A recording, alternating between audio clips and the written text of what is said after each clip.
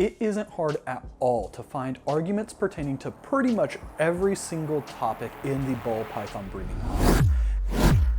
And as a new breeder, it can be really confusing, especially when you have two different people or multiple different people saying exactly opposite things, but both points seem to be right. So for this week's video, we want to go into a few of the conflicting pieces of advice that we hear fairly commonly about the ball python breeding business aspect of the hobby, and kind of dive into both sides of the arguments. So, my name's Steven with Leviathan Snakes, and let's get to it. So the very first thing that we want to talk about is investing in the hobby. And the bits of conflicting advice that you'll get is that most people, when they get into the ball python breeding hobby, end up not setting themselves up in the right way, and they end up getting out of the ball python breeding hobby within the first 3 years. So because of this, the advice that you will often hear is that don't invest a ton of money into the ball python breeding hobby until you know that you are for sure going to be in it for the long term. And the opposite end of that advice is that people will say that if you are going to make a full-time business out of your ball python breeding hobby, it is imperative that you invest in high-end animals, because those high-end animals are going to be the ones that have the most demand. And if you're focusing on the pet level animals primarily, you're going to have a lot more competition, and it's going to be a lot harder to sell those specifically pet level animals online or on Morph Market or anything like that. So these are honestly two pretty much conflicting pieces of advice. One says don't invest in high-end animals because most likely new breeders are going to get out and they're going to be wasting their money. And the other end is if you're going to be in it, the only way to make a significant amount of money in the ball python breeding hobby for your ball python business is to invest in high-end animals. And I think that both of these honestly are right, but they are focusing on different aspects of the person that is getting the advice.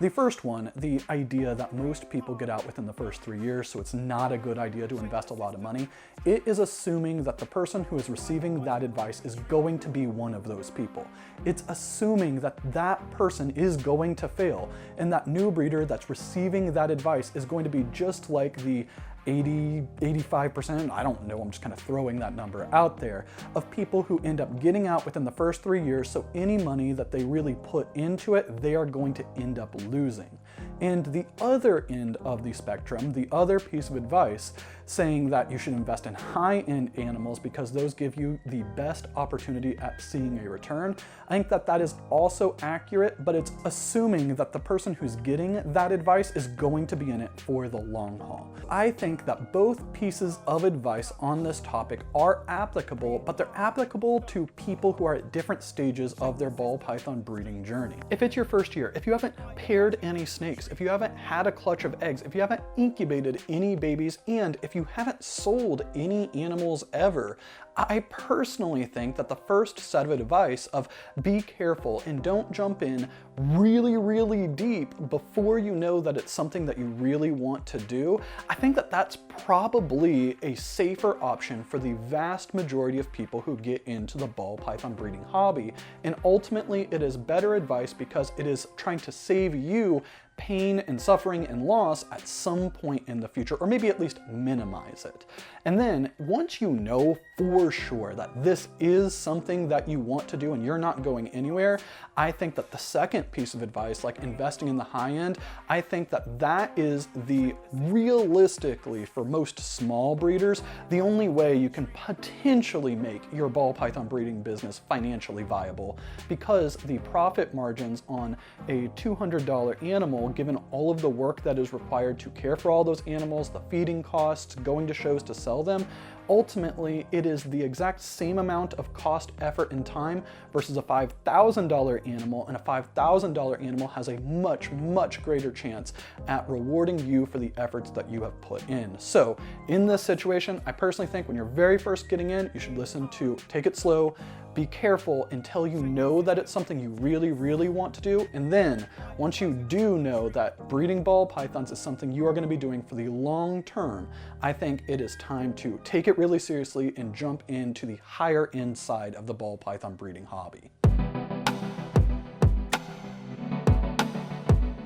The next piece of conflicting advice that we want to discuss is the idea of diversification versus specialization when it comes to your breeding business. So the diversification advice is that if you have a lot of different projects, if you have a lot of different genes and you are kind of spread out, it is very, very likely if somebody comes to you wanting to buy an animal, you will have something that fits into the projects that they are already working, and therefore it'll be much easier to make a sale to that person because you have something that they already want. And then in the specialization aspect, it is saying that it is much easier to be known for 1, 2, or maybe even 3 really, really tight projects. So if somebody is looking to get into one of those projects and you do a good job marketing yourself, they will come seek you out looking for animals for the Sunset Project or the Asphalt Project or something like this. So ultimately, I think both pieces of advice, just like the first one, are applicable to different people at different stages.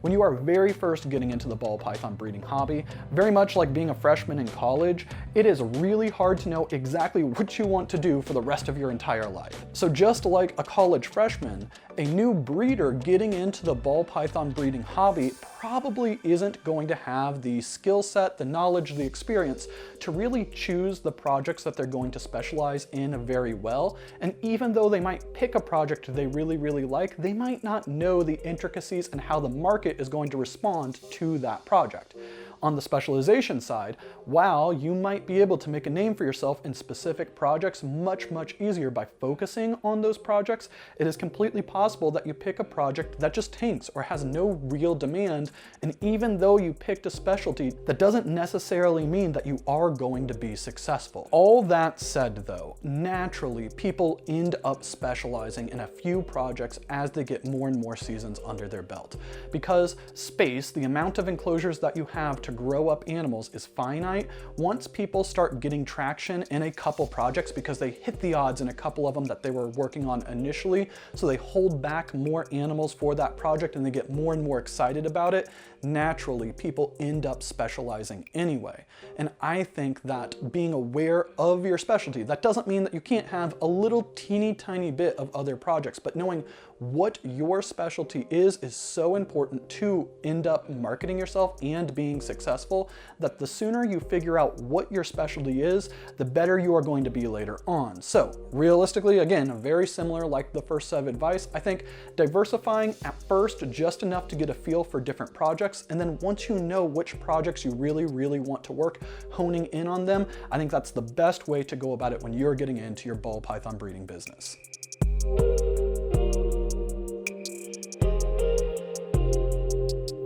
So last one that we want to get into for this video deals with marketing yourself. And I am a huge proponent of market yourself as soon as you get into the hobby, so that way you can build up that trust, you can build up rapport, and you can join the community, because that is going to be so important once you have animals to sell. And if you wait until you have babies that have hatched out and then you start trying to market yourself as a breeder, people likely aren't going to trust you. They aren't going to believe that you have the animals that you say you have. And even if they do believe that you have the animals that you say you have, you won't have built up any relationships that you can leverage to make those first initial sales, which are so important to establishing your reputation in the ball python breeding hobby.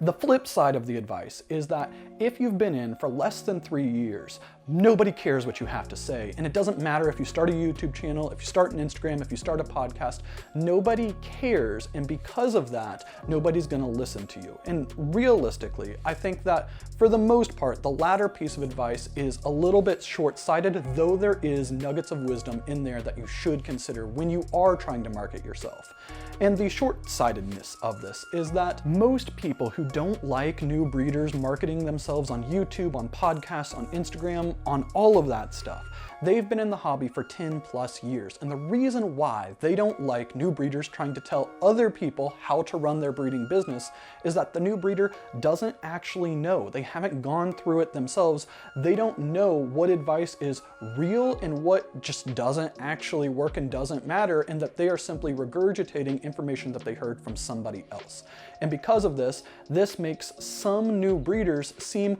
a little phony and a little bit like they are positioning themselves as experts experts, even though they don't actually know what they're talking about. So the people who have been in for a while and essentially recognize this discrepancy, this dissonance, it ends up making them dislike those newer breeders, and ultimately it turns those people who've been in longer off from buying from those new breeders. Now, I think that this is a risk, and it is something that probably is going to end up happening for any new breeder who starts a YouTube channel, starts a podcast. It just is, it's a fact of it. But most of the time, unless you have a ton of money, the animals that new breeders are producing are not going to be the animals that somebody who's been in the hobby for 10, 15, 20 years was even potentially considering buying. So ultimately, even though the new breeder who might be irritating the people who've been in longer, the people who've been in longer probably are not their target market. And instead, if the new breeder is focusing on those who are roughly at the same level as them or people who are coming in after them,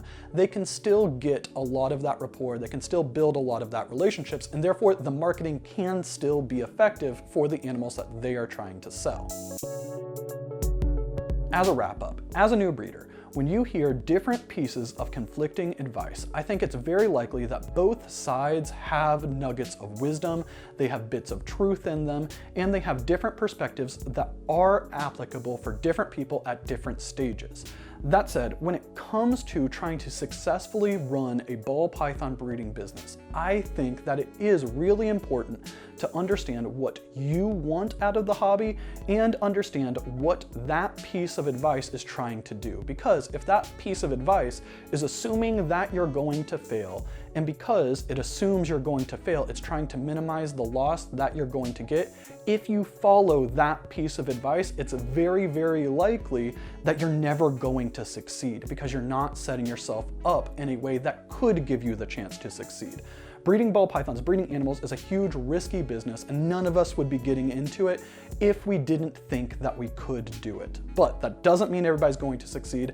and I think that you need to be smart when you're getting into the ball python breeding hobby. Anyways, we hope you guys enjoyed the video. If you did, please don't forget to hit the like button, leave a comment, and subscribe, and we will see you next week.